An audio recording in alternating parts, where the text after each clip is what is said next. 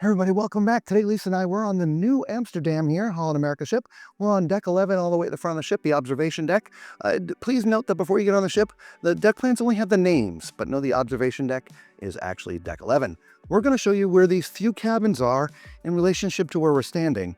Obviously, there's not that many cabins on this ship, on this deck, sorry, but do us a huge favor. When I call them out to you, let us know that you've seen your cabin and when you're sailing here in the comments below. 1001, 35, crew door, 7, 9, access to the outside, but it's a step. So you can't get out there if you have mobility challenges.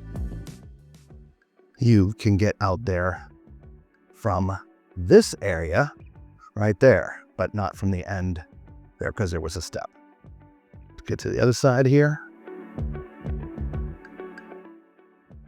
2, 4, crew door, 6, crew door 8, 10, again, access to the outside, but there's a step up.